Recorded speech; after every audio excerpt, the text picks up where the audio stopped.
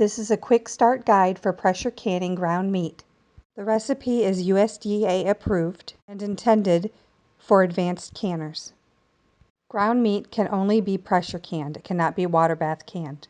You can use fresh or frozen beef, bear, lamb, pork, sausage, veal, or venison.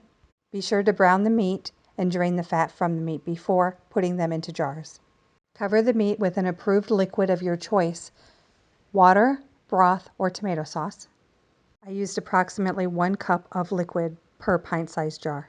Make sure to leave 1 inch of headspace. The amount of pressure that you'll need to can the meat is as follows. For 0 to 2,000 feet in altitude, a pressure of 11 pounds is needed. 2,000 to 4,000 feet is 12 pounds.